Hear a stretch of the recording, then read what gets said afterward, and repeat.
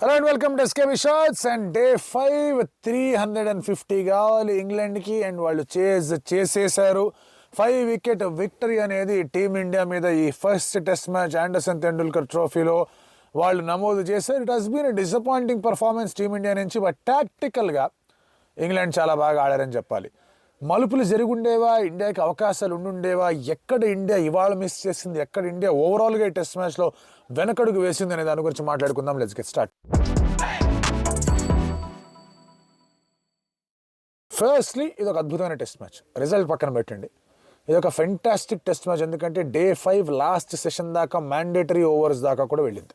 సరే, వర్షం వల్ల కాస్త అంతరాయం కలిగి ఉండొచ్చు, ఓవర్ రేట్ వల్ల కొన్ని డిలేస్ జరుగుండొచ్చు, కానీ లాస్ట్ మ్యాండేటరీ ఓవర్స్ గంట దాకా కూడా మ్యాచ్ వెళ్ళింది అంటే it's a fantastic exhibition for test cricket. రెండోది, సెషన్ బై సెషన్ మనం చూసుకుంటూ ఉంటే కనుక ఓవరాల్ 15 సెషన్లు ఉంటాయి టెస్ట్ మ్యాచ్లో. అందులో 2 షేర్డ్ సెషన్స్ ఉన్నాయి, అండ్ మిగతా సెషన్స్ ఏవైతే ఉన్నాయో 13లో 6 ఇండియా గెలిస్తే 7 ఇంగ్లాండ్ గెలిచింది. సో ఒకే ఒక సెషన్ డిఫరెన్స్. ఆ ఒక్క సెషన్ ఏ సెషన్ అనేది ఒక క్వశ్చన్ మార్క్. అది 7 వికెట్స్ ఫర్ 41 పడిన ఫస్ట్ ఇన్నింగ్స్ సెషనా, లేదా అదే 6-7 వికెట్స్ 37కి పడిపోయిన సెకండ్ ఇన్నింగ్స్ సెషనా, ఆ సెషనా ఈ సెషనా, ఏది కారణమైంది ఈ యొక్క ఓటమిలో అనేది మనం డిస్కస్ చేసుకోవాల్సిన అంశం. బట్ కొలాప్సెస్ జరుగుతూనే ఉన్నా ఇండియా ఫస్ట్ ఇన్నింగ్స్లో ఈజీగా 100 రన్లు లీడ్ తీసుకునే అవకాశం వచ్చింది. 100 రన్లు లీడ్ తీసుకునే అవకాశం వచ్చింది. ఎప్పుడైతే ఇంగ్లాండ్ వాళ్ళ 5th వికెట్ కోల్పోయారు, అక్కడి నుంచి వాళ్ళు మళ్ళీ కొట్టడం మొదలుపెట్టారు. They got off to very good lower order resistance వల్ల they got off to that 470 score. అక్కడ ఒక ఇబ్బంది ఎదురైంది. బట్ అక్కడ దాకా ఎందుకు వచ్చింది? ఎన్ని క్యాచ్లు డ్రాప్ అయ్యాయి? పోప్ది డ్రాప్ అయింది, డకెట్ది డ్రాప్ అయింది, తర్వాత హ్యారీ బ్రూక్ది 2 సార్లు డ్రాప్ అయింది. సో వీళ్ళు ముగ్గురు went to make some big runs. ఆ తర్వాత ఇవాళ మళ్ళీ డకెట్ది డ్రాప్ అయింది, ఆ తర్వాత అతను 36 రన్లు యాడ్ చేశాడు. ఆ తర్వాత మీరు అబ్జర్వ్ చేసుకుంటే కనుక కొన్ని డిఫికల్టీస్ కనిపిస్తూ వచ్చాయి. వేరు స్టోక్స్ ఎడ్జ్లు అటు ఇటు అయినప్పుడు పంత్ దగ్గరికి బాల్ వెళ్ళకపోవడం, ఇలాంటి కొన్ని ఫ్యాక్టర్స్ కనిపిస్తూ వచ్చాయి where India could not capitalise. కానీ రియల్గా మనం మాట్లాడుకోవాలంటే ఏ బ్యాటింగ్ డెప్త్ గురించో లేదా ఏ బౌలింగ్ డెప్త్ గురించో ఇండియా ఈ కాంబినేషన్తో వెళ్ళింది విత్ ప్రసిద్ధ్ అండ్ శార్దుల్, వాళ్ళు నిజంగా ఎంతవరకు కాంట్రిబ్యూట్ చేశారనేది ఫస్ట్ క్వశ్చన్. వాళ్ళ కాంట్రిబ్యూషన్ సరే ఇవాళ వచ్చి ఉండొచ్చు. ప్రసిద్ధి వాళ్ళు 2 బాల్ బాగేసి వికెట్ తీసాడు, శార్దుల్కి 2 వికెట్లు వచ్చాయి, కాదనట్లేదు. కానీ their contribution was supposed to be coming on the first innings day, అక్కడ రాలా. సో అది మళ్ళీ అడ్జస్ట్ చేసుకోవాల్సిన అంశం. సరే, ప్రసిద్ధ్ కృష్ణకి 5 వికెట్లు ఉండొచ్చు, you want to give him another chance. But basically Prasidh Krishna ఎటువంటి లెంగ్స్ వేసాడు, ఆ లెంగ్స్తో వేసినప్పుడు అతను ఎన్ని రన్స్ ఇచ్చాడు, వీజవి ఎన్ని వికెట్లు తీసాడు అనే పిక్చర్ వేస్తే క్లియర్లీ బ్యాక్ ఫుట్లో ఇండియా వెళ్ళింది. శార్దుల్ కూడా వాళ్ళు ఇచ్చిన 2 వికెట్లు కూడా బ్యాటర్స్ ఇచ్చిన వికెట్లే. బెండకెట్ అప్పిష్ డ్రైవ్ ఆడాడు, హ్యారీ బ్రూక్ ముందుకు దూకేదో షాట్ కొట్టాడు.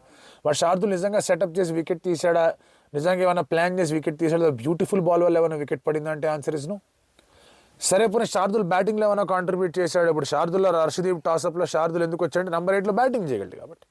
అక్కడ కాంట్రిబ్యూషన్ ఏమైనా వచ్చిందంటే wide outside off stump బాల్ని గెలికే ప్రయత్నం చేశాడు.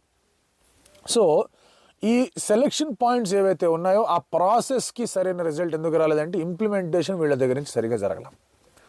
అండ్ టాక్టికల్లీ ఇంగ్లాండ్ ఎందుకు ఈ ఒక్క రోజు ముందున్నారంటే బుమ్రా 19 ఓవర్లు వేసాడు, 1 వికెట్ పడలేదు అతనికి. చాలా జాగ్రత్తగా ఆడేశారు బుమ్రాని, చాలా జాగ్రత్తగా ఆడేశారు.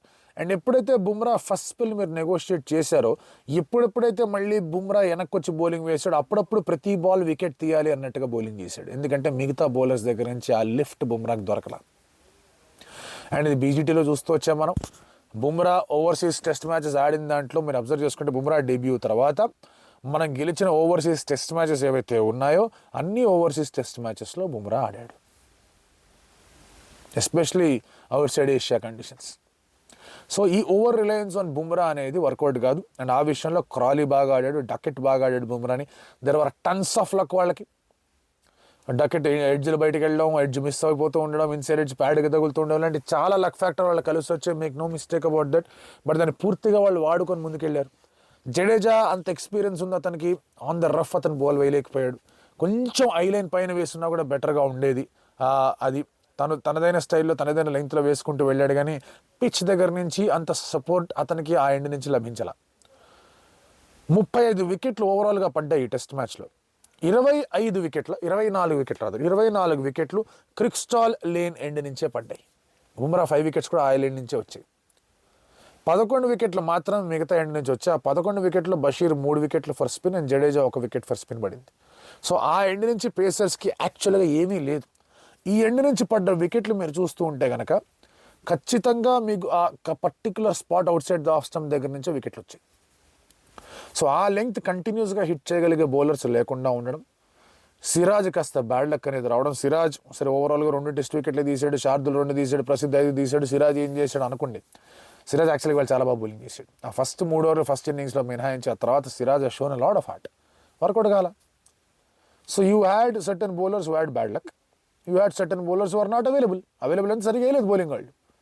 అండ్ ఇటువంటి సర్ఫేస్ మీద it comes back with the same question that మన కుల్దీప్తో వెళ్ళింటే బాగుండేది కదా అని. నా ఫీలింగ్ ఏంటి అంటే ముందు కూడా ఇప్పుడు కూడా చెప్తున్నా, ఐడియల్కి సినారియో కుల్దీప్ ఆడాలి. బట్ ఇండియా ఎందుకు ఫోర్ సీమాస్తో వెళ్ళారు అనే ఆలోచనకు వస్తే లాస్ట్ 3-4 ఇయర్స్గా ఆ టెంప్లెట్ని ఫాలో అవుతూ వచ్చారు, 4 సీమాస్తో వెళ్దామని చెప్పేసి. తర్వాత ఏమనుకున్నారు, ఆ 4 సీమాస్తో శార్దుల్ ఠాకూర్ ఎందుకు అనుకున్నారు, బ్యాటింగ్ అబిలిటీ ఉంది కాబట్టి. ఆ బ్యాటింగ్ అబిలిటీ ఉన్నా ఇండియా 2 సార్లు కొలాప్స్ అయింది. సో అందుకే India Bumrah next test match ఆడినా ఆడకపోయినా, కండిషన్స్లో గడ్డి ఉన్నా ఉండకపోయినా Kuldeep Yadav should continuously play అనేది నా strong feeling.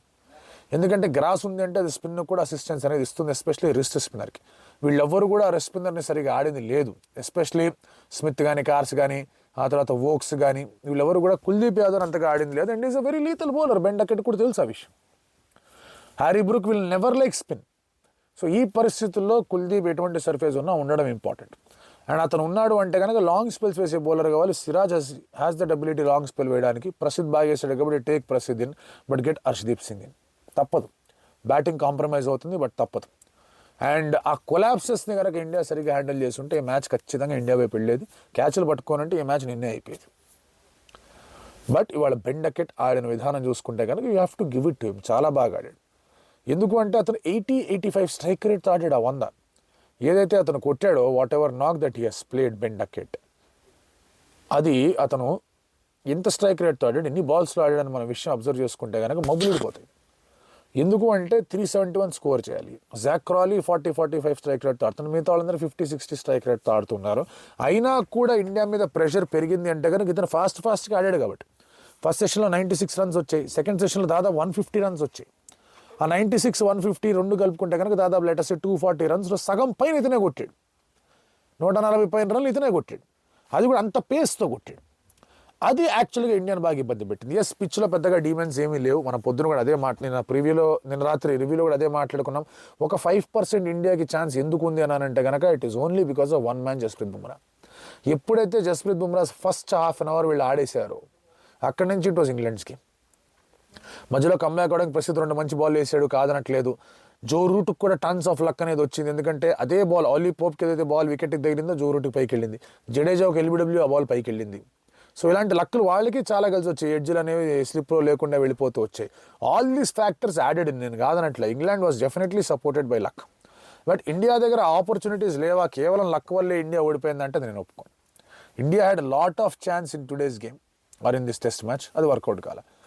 End of the day you can blame it అని యశస్వి జైస్వాల్ క్యాచ్లు డ్రాప్ చేశాడు, అతని వల్ల ఏంది, వాళ్ళు సరిగా ఆడలేదు, అతని వల్ల ఏంది, వీళ్ళు బుమ్రా లేకపోతే బౌలింగ్ ఎలా అవుతుంది, అవన్నీ ఉన్నా కూడా collectively what was your process, మీరు ఈ టీం ఎందుకు పెట్టుకున్నారు, అండ్ ఆ టీం సరైన రీతిలో పర్ఫామ్ చేసిందా, అదొక క్వశ్చన్.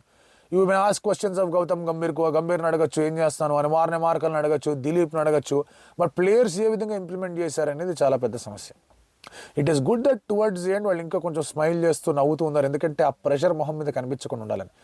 ఎవరన్నా కూడా కాస్త ఎక్కువగా నవ్వుతున్నారంటే లోపల బీభత్సమైన బాధ కానీ లేకపోతే మైండ్లో అసలు మామూలు ఒత్తిడి ఉంటే కానీ అట్లాంటి నవ్వులు రావు. ఆనందంతో ఉంటే వచ్చే నవ్వు వేరు, ఒత్తిడిలో ఉంటే వచ్చే నవ్వు వేరు. క్లియర్గా అక్కడ ప్రెషర్ని కొంచెం ఈజ్ అవుట్ చేయడానికే నవ్వుతున్నట్టు కనిపిస్తుంది. అండ్ దానివల్ల don't go harsh on Jaiswal. But yes, అతను చాలా చాలా నేర్చుకోవాల్సిన అవసరం ఉంది, చాలా ఇంప్రూవ్ చేసుకోవాల్సిన అవసరం ఉంది. 100 కొట్టాడు కాదనట్లేదు, బట్ 4-5 క్యాచ్లు డ్రాప్ చేయడం, అండ్ ఎవరెవరైతే క్యాచ్లు డ్రాప్ చేసాడో వాళ్ళందరూ పెద్ద పెద్ద స్కోర్లా క్యాచ్ డ్రాప్ చేసిన తర్వాత యాడ్ చేయడం, ఇవి పెద్ద ఫ్యాక్టర్స్గానే కనిపిస్తూ ఉంటాయి. 1 వీక్ గ్యాప్ ఉంది, 2వ తారీఖున మళ్ళీ టెస్ట్ మ్యాచ్ మొదలవుతుంది. Sort your things of. Bumrah rest కావాలంటే రెస్ట్ ఇవ్వండి, లార్డ్స్ టెస్ట్ మ్యాచ్కి అతను అవసరం. కండిషన్స్ ఎలా ఉన్నా Kuldeep Yadav should play. But ఇవాళ బెన్ డకెట్ బాగా ఆడాడు. But again Ben Duckett out అయిపోయిన తర్వాత కూడా కొలాప్స్ పడే అవకాశం ఉంది. ఆ కొలాప్స్ రాకుండా మరొక్కసారి పాతకుపోయాడు రూట్. ఇండియా అంటే చాలు రూట్ ఇంకా గట్టిగా ఆడేస్తూ ఉంటాడు. He played really well. అతను కొట్టిన హాఫ్ సెంచరీ అనే విషయం పక్కన పెడితే కనుక రెండో వికెట్ పడిన దగ్గర నుంచి లాస్ట్ దాకా 170 దాకా ఇంకా కావాల్సిన సమయంలో వచ్చాడు అతను. అక్కడ దాకా కూడా ఉన్నాడు. డకెట్తో partnership of course bigger partner. ఆ తర్వాత మళ్ళీ మీకు బురుక్ అవుట్ అయిపోయాడు, స్టోక్స్ వస్తే స్టోక్స్తో పార్ట్నర్షిప్. ఆ తర్వాత మళ్ళీ జేమీ స్మిత్తో పార్ట్నర్షిప్. స్మిత్ కూడా మంచి ప్లేయర్లా కనిపించాడు. అతను కూడా చాలా ఇన్సైడ్ స్టంపులకి తగలకుండా ప్యాడ్కి తగిలిన అతను చాలా మంచి కాంపాక్ట్ టెంపర్మెంట్ అనేది చూపించాడు. సో ఈ యొక్క పార్ట్నర్షిప్స్ బిల్డింగ్లో జో రూట్ పాత్ర కూడా అంతే స్ట్రాంగ్గా ఉంది. ఆ పార్ట్నర్షిప్ బిల్డింగ్ ఇండియాకి కుదరట్లేదు. ఫిఫ్త్ వికెట్ పడిన తర్వాత కొలాబ్స్, ఫోర్త్ వికెట్ పడిన తర్వాత collapse definitely will hurt. And ఇటువంటి పిక్చర్సే వస్తాయా మళ్ళీ స్టంప్స్లో అంటే ఎడ్జ్ బ్యాస్టన్ ఇలాంటి వికెటే రావచ్చు. అండ్ ఆ టెస్ట్ మ్యాచ్ కూడా గెలిస్తే ఇంగ్లాండ్ ఇంకా పూర్తి స్థాయిలో గడ్డిచ్చేస్తారు. So India should be very careful. 5 test సెంచరీలు ఉన్నాయి ఇండియాకి ఈ టెస్ట్ మ్యాచ్లో. 4 కొట్టారు, ఒకడైతే డబుల్ సెంచరీలు కొట్టాడు, 2 ఇన్నింగ్స్లో సెంచరీ కొట్టాడు. జైస్వాల్, గిల్, రిషబ్ పంత్, కేఎల్ రాహుల్, రిషబ్ పంత్ 5 సెంచరీలు ఉండి ఇండియా టెస్ట్ మ్యాచ్ ఓడిపోయింది అంటే క్లియర్లీ రిఫ్లెక్ట్స్ ఎక్కడెక్కడ ఇండియా తప్పులు చేసిందో వాటన్నిటి గురించి ఇక్కడ మనం మాట్లాడుకున్నాం. అండ్ ఇది మొదటిసారి 5 టెస్ట్ మ్యాచ్లు చేసి ఒక టీం టెస్ట్ మ్యాచ్ ఓడిపోవడం. ఇంతకుముందు 4 టెస్ట్ సెంచరీలు చేసి ఒక టీం ఓడిపోయింది, దట్ వాజ్ ఆస్ట్రేలియా, ఇంగ్లాండ్కి అగేన్స్ట్. కానీ అది ఎప్పుడో డాన్ బ్రాడ్మెన్ సిరీస్ డెబ్యూలో.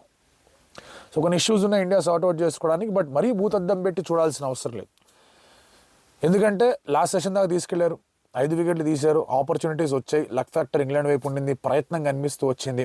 బట్ ఇంకొంచెం బెటర్మెంట్ అనేది ఎక్కడెక్కడ ఉందో అక్కడ చేసుకోవాల్సిన అవసరం అయితే కనిపిస్తోంది. డిసప్పాయింట్మెంట్ డెఫినెట్లీ ఉంటుంది, ఖచ్చితంగా డిసప్పాయింట్మెంట్ అని కాదనట్లేదు. England played well, you have to admit that England played well.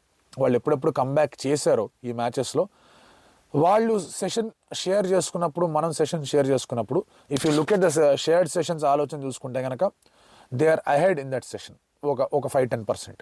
And ఎప్పుడైతే వాళ్ళు సెషన్ గెలుచుకున్నారో ఆ 2 సెషన్స్ ఇందాక మనం మాట్లాడుకున్నది ఆ కొలాప్సెస్ సెషన్సే కనిపిస్తూ వచ్చాయి. సో ఈ ఫ్యాక్టర్స్లో ఇంగ్లాండ్ డెఫినెట్లీ పై చేసి సాధించింది. అండ్ మళ్ళీ చెప్తున్నా, అంత భూతద్దం పెట్టి చూడాల్సిన అవసరం. It's new team, new captain, new setup and ప్రయత్నాలు చేస్తూ ఉన్నారు. డెఫినెట్లీ ఎక్కడొక్కడ కొన్ని ఇబ్బందులు జరుగుతూ ఉంటాయి. విరాట్ కోహ్లీ ఇంగ్లాండ్ సిరీస్లో ఫస్ట్ టైం టెస్ట్ క్యాప్టెన్సీ చేసినప్పుడు లాస్ట్ 4-1, అది కూడా క్లోజ్ టెస్ట్ మ్యాచ్ ఓడిపోతూ వచ్చాడు. MS event last 4-0. సో అంత ఈజీ ఏమి కాదు. అంతకుముందు అజరుద్దీన్ వెళ్ళినప్పుడు ఈ లాస్ట్, అంత ఈజీ కాదు. గంగూలీ, ద్రవిడ్ మాత్రమే వీళ్ళు ఆడగలిగారు, ఎందుకంటే అప్పుడు ఫార్మిడబుల్ బ్యాటింగ్ లైనప్ ఇండియాకు ఆల్రెడీ కుదురుకుంది. సో ఇక్కడ ఎలాంటి ప్రయత్నాలు చేయాలి, ఏం చేయాలనే దాని గురించి ఇక మాట్లాడుకునే ప్రయత్నం చేద్దాం. But there have been brilliant individual performances on tricky conditions, వాటి గురించి కూడా మాట్లాడే ప్రయత్నం చేద్దాం.